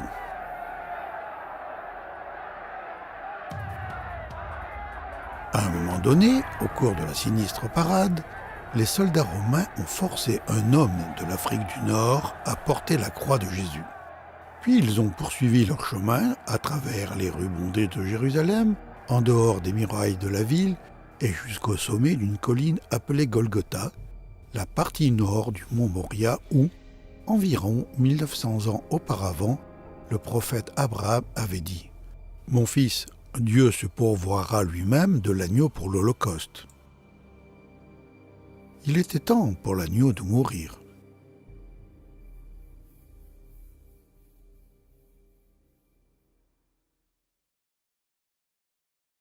La crucifixion est le mode d'exécution le plus horrible jamais conçu par un État. Pour ajouter l'humiliation publique à la souffrance épouvantable, les soldats romains enlevaient les vêtements des condamnés avant de clouer leurs mains et leurs pieds sur une croix ou sur le tronc d'un arbre. Lorsqu'ils arrivèrent à l'endroit appelé le crâne, les soldats clouèrent Jésus sur la croix à cet endroit-là et mirent aussi les 2 malfaiteurs en croix, l'un à sa droite, l'autre à sa gauche. Jésus dit alors « Père, pardonne-leur, car ils ne savent pas ce qu'ils font. » Ils partagèrent ses vêtements entre eux en les tirant au sort. Le peuple se tenait là et regardait. Les chefs juifs se moquaient de lui en disant « Il a sauvé d'autres gens, qu'il se sauve lui-même s'il est le Messie. Celui que Dieu a choisi. » Si Jésus s'était sauvé lui-même, il n'aurait pas pu nous sauver. La foule n'avait aucune idée qu'elle accomplissait ce que le Seigneur avait dit au prophète David. Ils m'ont lié pieds et mains. Mes adversaires me regardent fixement. Ils se partagent mes habits. Ils tirent au sort mes vêtements. Tous ceux qui me voient se moquent de moi, ils secouent la tête. Il a remis son sort au Seigneur, et bien que le Seigneur le tire d'affaire. Le Seigneur l'aime, et bien qu'il le sauve.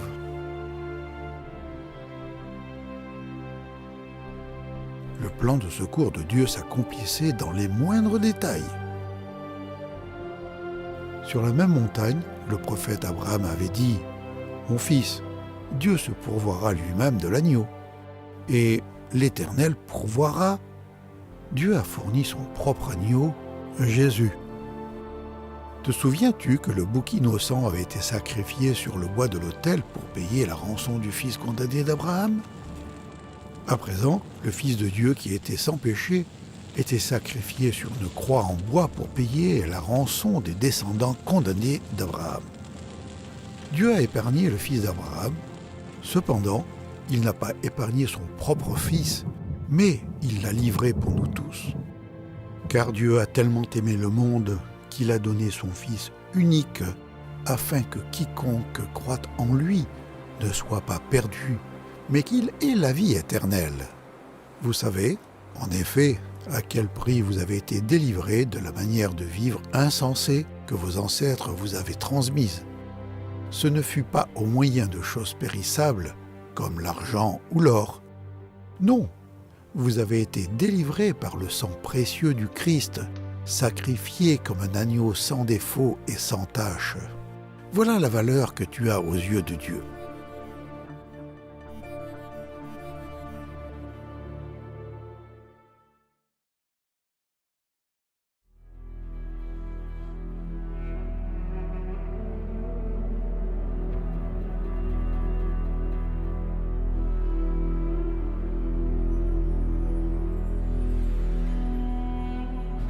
Pour accomplir le plan de secours de Dieu, le Seigneur Jésus a connu la honte que cause le péché. Il a été maudit à notre place. Il a pris sur lui la punition que nous méritons. Le jour où Adam a péché, Dieu lui a fait savoir que le Messie allait un jour écraser le serpent. Dieu avait dit à Satan que la postérité de la femme t'écrasera la tête et tu lui blesseras le talon. Cette mystérieuse prophétie ancienne affirmant que Satan frapperait le Sauveur au talon prédisait la honte et la douleur que l'agneau de Dieu allait souffrir sur la croix lorsqu'il serait blessé par nos péchés. Ceux qui ont crucifié Jésus ignoraient le plan secret de Dieu. Aucune des puissances de ce monde n'a connu cette sagesse. Si elle l'avait connue, elle n'aurait pas crucifié le Seigneur de la gloire. Le message de la croix est une folie pour ceux qui périssent. Mais pour nous qui sommes sauvés, il est la puissance de Dieu. La croix de Jésus était placée entre celle des deux malfaiteurs. L'un des malfaiteurs suspendu en croix l'insultait en disant « N'es-tu pas le Messie ? Sauve-toi toi-même, et nous avec toi !» Mais l'autre lui fit des reproches et lui dit « Ne crains-tu pas Dieu, toi qui as subi la même punition ? Pour nous, cette punition est juste car nous recevons ce que nous avons mérité par nos actes, mais lui n'a rien fait de mal. » Puis il ajouta « Jésus, souviens-toi de moi quand tu viendras pour être roi. » Jésus lui répondit « Je te le déclare, c'est la vérité, c'est la vérité. Aujourd'hui, tu seras avec moi dans le paradis. » Le premier malfaiteur ne voulait être sauvé que de ses souffrances physiques. Il ne pensait pas avoir besoin d'un sauveur pour mourir à sa place. Le deuxième malfaiteur avait aussi insulté Jésus. Mais face à la mort, il a eu un changement de pensée. Il voulait que le Seigneur le secoure du royaume de Satan. Il voulait devenir un citoyen du royaume si le roi le lui permettait. La réponse de Jésus n'a laissé aucun doute. « Aujourd'hui, tu seras avec moi dans le paradis. » Plus tard, ce soir-là, les deux malfaiteurs sont morts. L'un est allé en enfer, l'autre est allé au paradis. Qu'est-ce qui fait la différence ? L'un n'a pas mis sa confiance dans le roi sauveur, l'autre, si.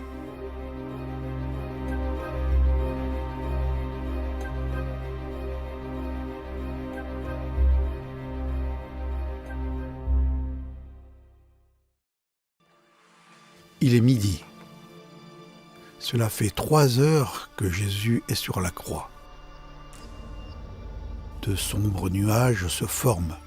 Le jour devient comme la nuit. Les témoins terrifiés se dispersent. Un silence inquiétant envahit la colline.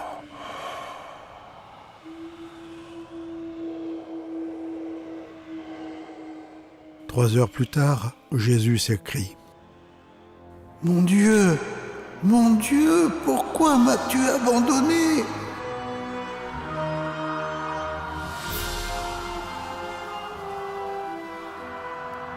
Sur l'autel de la croix, l'Éternel Fils de Dieu a ressenti l'horreur d'être séparé de Dieu au ciel.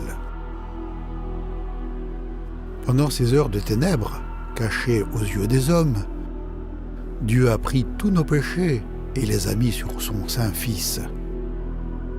Jésus est devenu la dernière offrande pour le péché. Pendant que les péchés passés, présents et futurs du monde étaient placés sur Jésus, Dieu au ciel a dû détourner son regard, puisque ses yeux sont trop purs pour voir le mal. Pendant 3 longues heures, la colère de Dieu contre le péché s'est enflammée contre sa propre offrande. Comme un agneau sacrifié sur l'autel, l'agneau de Dieu était suspendu sur la croix entre ciel et terre, entre Dieu et l'homme. L'être infini a subi dans le temps notre enfer, afin que nous n'ayons pas à le subir pendant l'éternité. Et puis, tout était terminé. Sachant qu'il avait subi la punition que les pécheurs méritaient et qu'il avait accompli les prophéties de l'Ancien Testament, Jésus a dit « Tout est achevé !» Alors, il baissa la tête et mourut. À ce moment, le rideau suspendu dans le temple se déchira depuis le haut jusqu'en bas. La terre trembla, les rochers se fendirent. Pendant des siècles, des agneaux avaient été tués et brûlés sur l'autel du temple. Lorsque Jésus est mort, Dieu a déchiré le rideau qui séparait la pièce particulière où le sang était versé chaque année pour couvrir les péchés. En déchirant le rideau, Dieu déclarait « Tout est achevé. La dette pour le péché est payée en entier. Mon agneau a versé son sang, saint et pur, pour les péchés du monde. Je n'accepterai plus de sang animal pour les péchés. Mon Fils bien-aimé est le dernier sacrifice. Pour tous ceux qui croient en lui, la porte du ciel est grande ouverte. »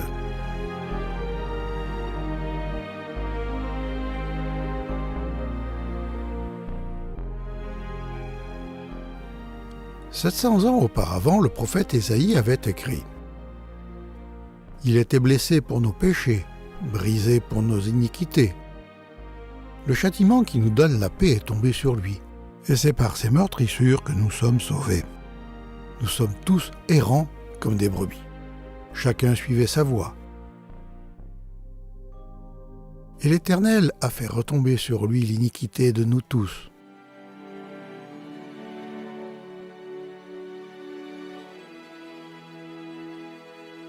Tout est achevé. »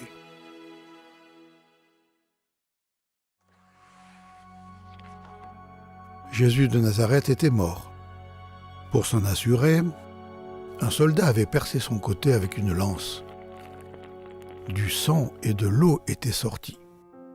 Les exploits des disciples étaient aussi morts. Croyant que Jésus aurait dû écraser les Romains et établir son royaume sur terre, les disciples n'avaient pas encore compris sa promesse qu'il reviendrait à la vie le 3e jour. Les corps des victimes crucifiées étaient habituellement jetés dans un lieu de déchets en dehors de la ville ou dans une fosse commune. Cela n'a pas été le cas pour le corps de Jésus.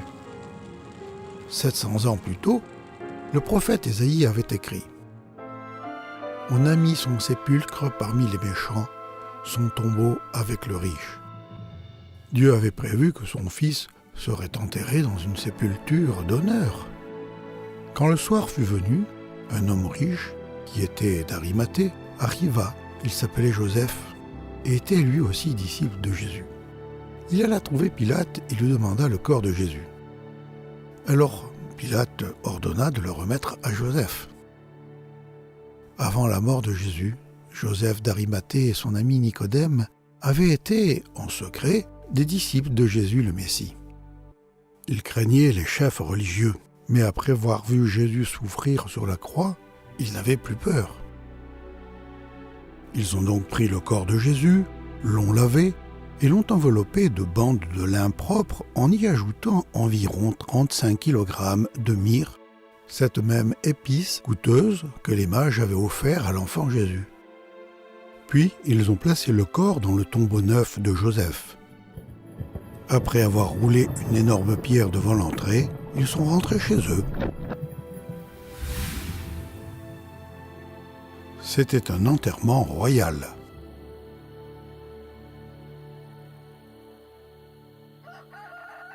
Le lendemain matin, les chefs religieux sont allés voir Pilate.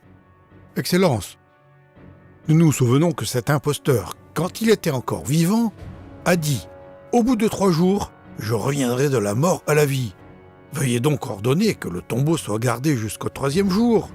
Sinon, ses disciples pourraient venir voler le corps et diraient ensuite au peuple « Il est revenu d'entre les morts.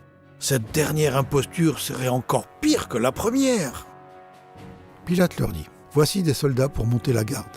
Allez et faites surveiller le tombeau comme vous le jugez bon. » Ils allèrent donc organiser la surveillance du tombeau.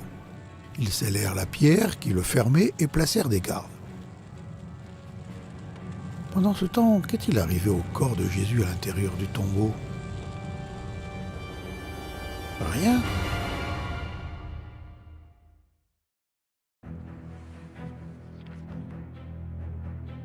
Depuis le jour où Adam a péché, la mort avait régné comme un roi cruel sur la famille humaine. Si Jésus avait commis un seul péché, la mort aurait fait que son corps commence à se décomposer, à sentir et à se changer lentement en poussière. Mais 1000 ans auparavant, le prophète David avait écrit « Tu ne permettras pas que ton bien-aimé voie la corruption. » La mort et le tombeau n'ont eu aucun pouvoir sur celui qui n'avait jamais péché.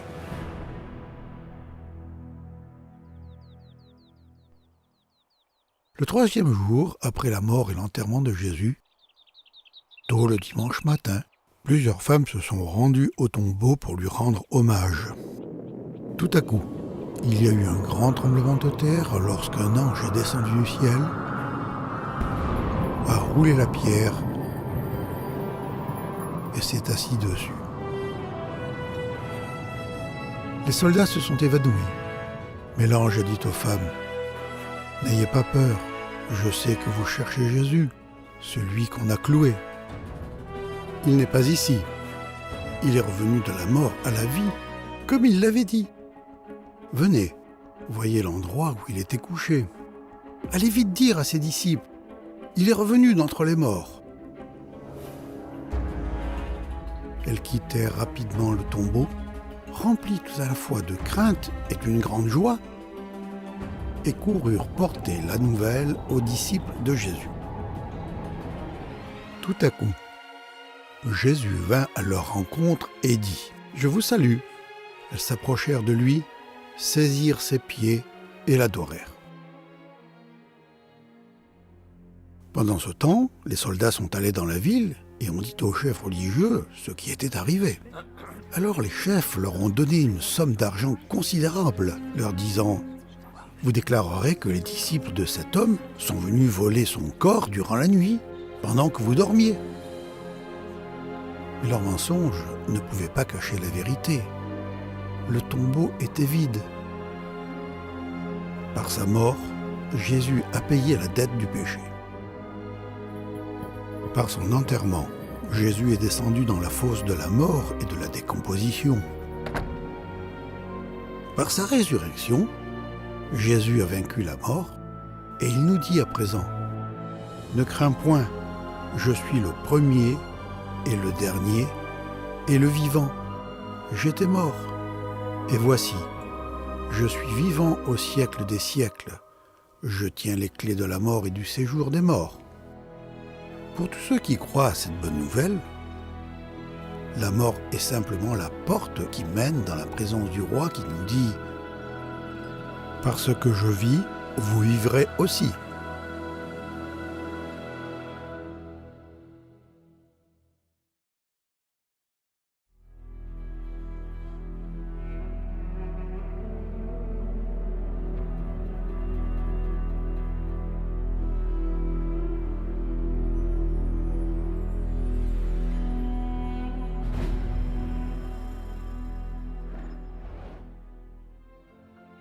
Le jour de sa résurrection, Jésus est apparu à plusieurs de ses disciples, premièrement aux femmes, puis à Pierre, et ensuite à 2 voyageurs. Ce même jour, 2 disciples se rendaient à un village appelé Emmaüs, qui se trouvait à environ 2 heures de marche de Jérusalem. Pendant qu'ils parlaient et discutaient, Jésus lui-même s'approcha et fit route avec eux. Ils le voyaient, mais quelque chose les empêchait de le reconnaître. Jésus leur demanda « De quoi discutez-vous en marchant ?» Et ils s'arrêtèrent tout attristés. L'un d'eux, appelé Cléopas, lui dit « Es-tu le seul habitant de Jérusalem qui ne connaisse pas ce qui s'est passé ces derniers jours ?» « Quoi donc ?» leur demanda-t-il. Les disciples lui ont dit qu'ils avaient espéré que Jésus de Nazareth serait le Messie, qui renverserait leurs ennemis. Mais il a été crucifié. Et à présent, le tombeau était vide. Cela n'avait aucun sens. Alors Jésus leur dit « Gens sans intelligence, que vous êtes longs à croire tout ce qu'ont annoncé les prophètes. Ne fallait-il pas que le Messie souffre ainsi avant d'entrer dans sa gloire ?» Puis il leur expliqua ce qui était dit à son sujet dans l'ensemble des Écritures, en commençant par les livres de Moïse et en continuant par tous les livres des prophètes.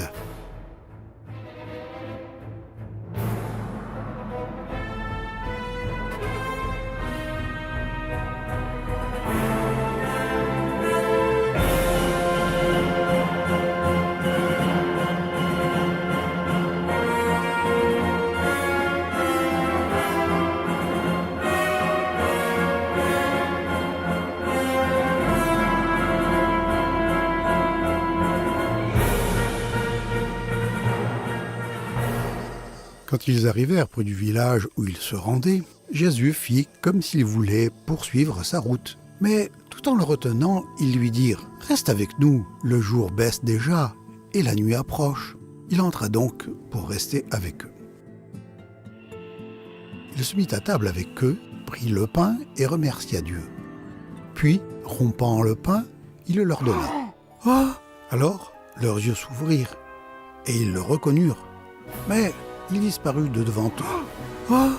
Ils se dirent l'un à l'autre. « N'y avait-il pas comme un feu qui brûlait au-dedans de nous quand il nous parlait en chemin et nous expliquait les Écritures ?» Ils se sont levés et sont vite retournés à Jérusalem pour dire aux disciples « Le Seigneur est vivant, il est le Sauveur promis dans les Écritures, il est l'agneau représenté par les sacrifices, il est le Seigneur !» Enfin, le message des prophètes avait un sens parfait.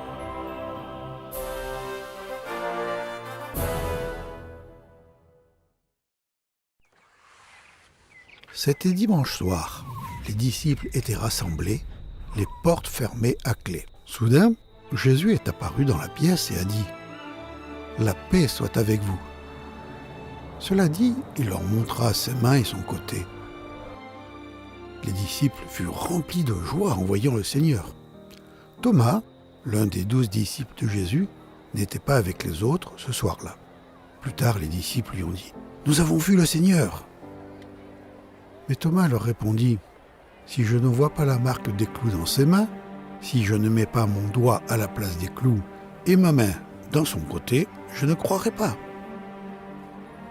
Une semaine plus tard, les disciples de Jésus étaient de nouveau réunis dans la maison et Thomas était avec eux. Les portes étaient fermées à clé, mais Jésus vint et, debout au milieu d'eux, il dit « La paix soit avec vous ». Puis il dit à Thomas « Mets ton doigt ici et regarde mes mains. Avance ta main et mets-la dans mon côté. Cesse de douter. » Thomas lui répondit « Mon Seigneur et mon Dieu !» Jésus lui dit « C'est parce que tu m'as vu que tu as cru ? Heureux ceux qui croient sans m'avoir vu. » Au cours des 40 jours suivants, le Seigneur allait soudainement apparaître à ses disciples, leur parler et ensuite disparaître. Le corps ressuscité de Jésus pouvait traverser les murs et voyager à la vitesse de la pensée. Même s'il était le premier à avoir un tel corps, il ne sera pas le dernier. Et de même que nous sommes à l'image de l'homme, fait de poussière du sol, De même, nous serons à l'image de celui qui est au ciel.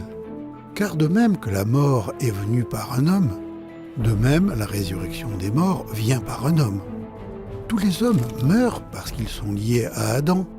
De même, tous recevront la vie parce qu'ils sont liés au Christ.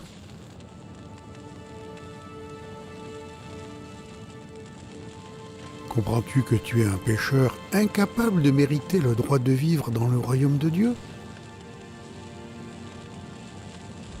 Crois-tu que Jésus est mort à ta place pour tes péchés et qu'il est revenu à la vie vainquant la mort pour toi ?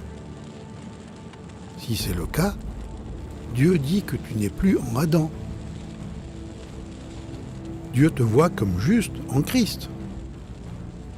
Un jour, toi aussi tu recevras un corps transformé, exactement comme le sien, mais sans les marques des clous.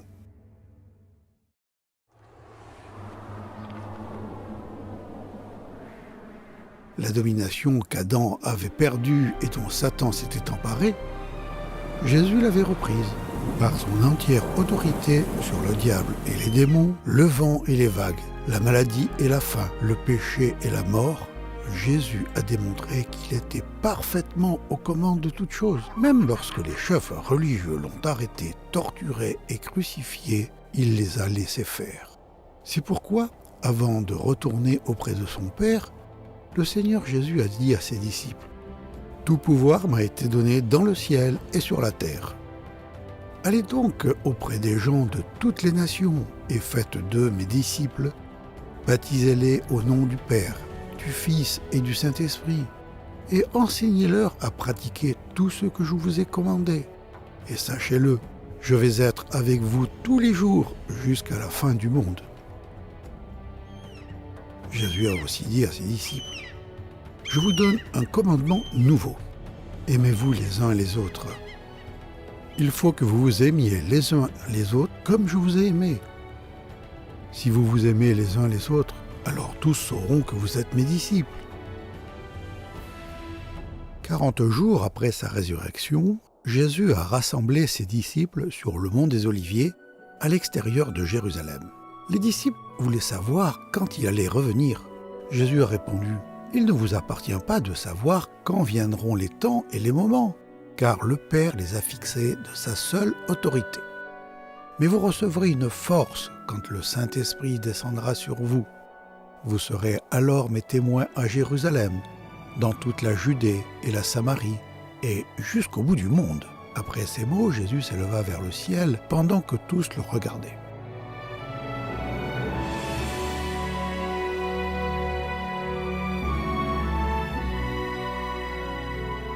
Puis un nuage le cacha à leurs yeux. Ils avaient encore le regard fixé vers le ciel où Jésus s'élevait, quand 2 hommes habillés en blanc se trouvèrent tout à coup près d'eux et leur dirent : « Hommes de Galilée, pourquoi restez-vous là à regarder le ciel ? Ce Jésus, qui vous a été enlevé pour aller au ciel, reviendra de la même manière que vous l'avez vu y partir. » Les apôtres retournèrent alors à Jérusalem. Entre-temps, au ciel, le moment était venu pour couronner le roi de gloire et d'honneur.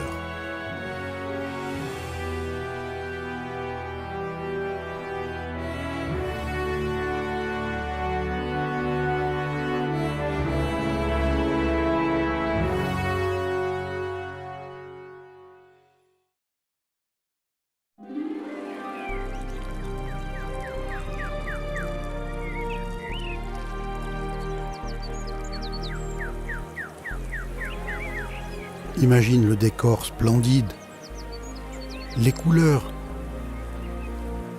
la musique, l'excitation. Une centaine de milliers d'anges se chuchotant les uns aux autres. Le roi revient, mais son apparence sera changée. Celui qui a créé l'homme à l'image de Dieu portera à jamais l'image de l'homme. Un silence se fait sur la cité céleste. Soudain, Il est rompu par un retentissement majestueux de trompettes, suivi d'une proclamation à la voix forte. « Portes, élevez vos linteaux, élevez-vous, portes éternelles, que le roi de gloire fasse son entrée. » Qui est ce roi de gloire? L'Éternel fort et puissant? L'Éternel puissant dans les combats? Qui donc est ce roi de gloire? L'Éternel des armées. Voici le roi de gloire. Les portes s'ouvrent grand et, sous un tonnerre d'applaudissements au ciel, le champion entre. L'agneau, le Fils de l'homme, portant sur lui les marques de la bataille. Jésus.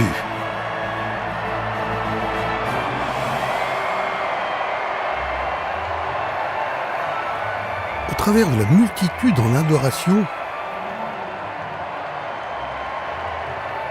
il se dirige vers le trône de son Père.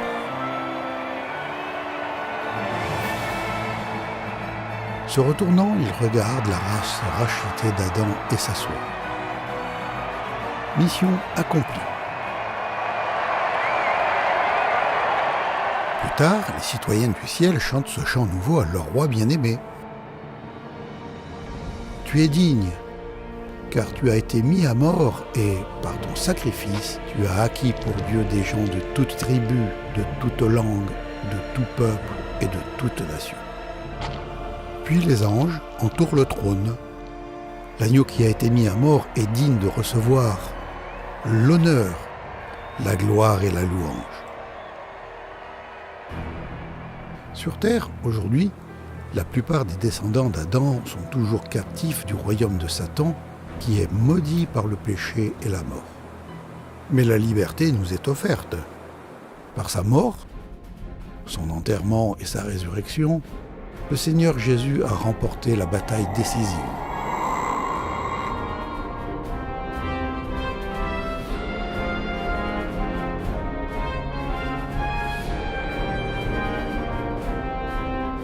À tous ceux qui mettent en lui leur confiance, il déclare « Ne soyez pas si inquiets, ayez confiance en Dieu et ayez aussi confiance en moi. Il y a beaucoup de place dans la maison de mon Père. Après être allé vous préparer une place, je reviendrai et je vous prendrai auprès de moi, afin que vous soyez, vous aussi, là où je suis. Je suis le chemin, la vérité, la vie. Personne ne peut aller au Père autrement que par moi. »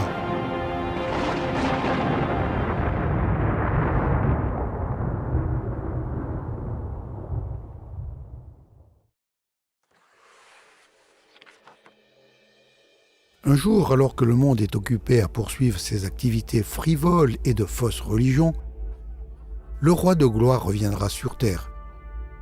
Mais non sur un humble ânon, non pas pour être ridiculisé et couronné d'épines.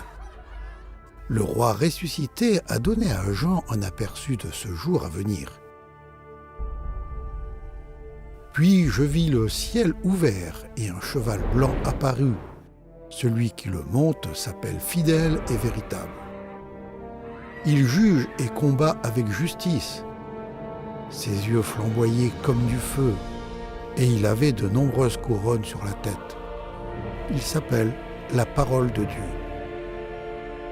Les armées du ciel le suivaient, montés sur des chevaux blancs et vêtus d'un fin tissu de lin blanc et pur.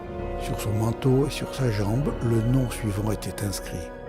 Roi des rois et Seigneur des seigneurs.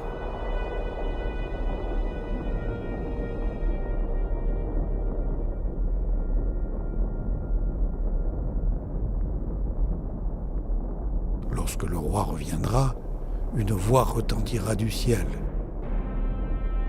Le règne sur le monde appartient maintenant à notre Seigneur et à son Messie, et ce règne durera toujours.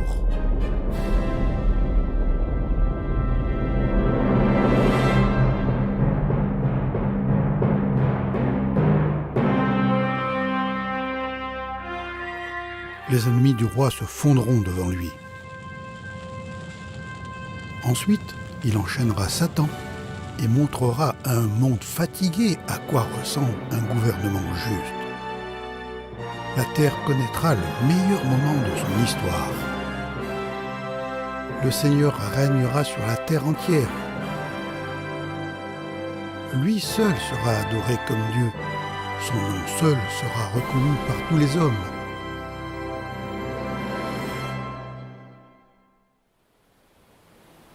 Au jour du jugement, c'est le Seigneur Jésus qui sera le juge. Son trône flamboyant avait des roues qui brillaient comme le feu ardent. Un fleuve de feu s'écoulait de devant lui. Des millions, des dizaines de millions de personnages se tenaient devant lui pour le servir. Alors le tribunal prit place et les livres furent ouverts.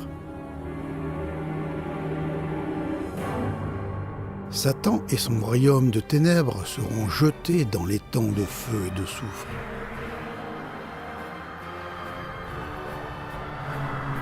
Enfin, la tête du serpent sera écrasée pour toujours.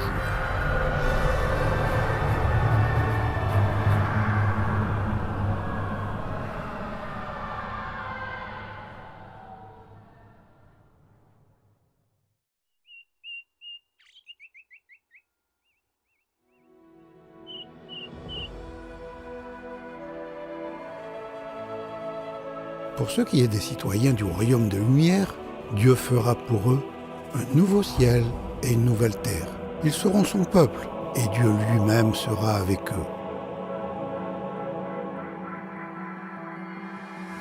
Il essuiera toutes larmes de leurs yeux et la mort ne sera plus. Il n'y aura plus ni deuil, ni cri, ni douleur.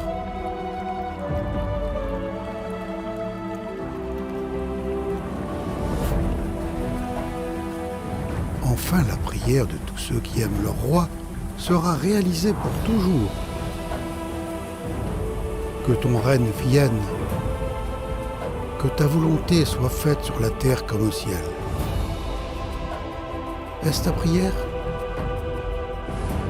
Est-ce que tu t'es incliné devant le roi de gloire?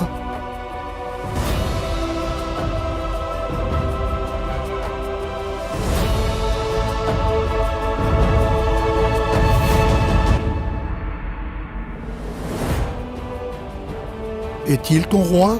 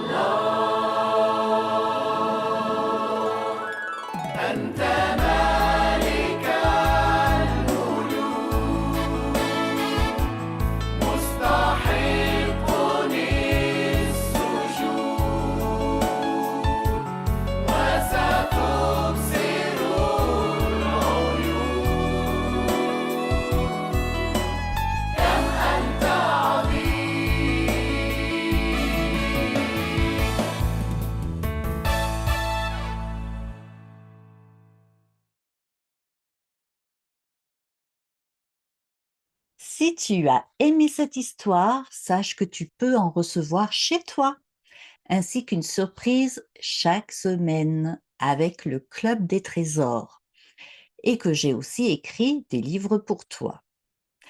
Les liens sont sous le titre de l'histoire dans la description. À bientôt!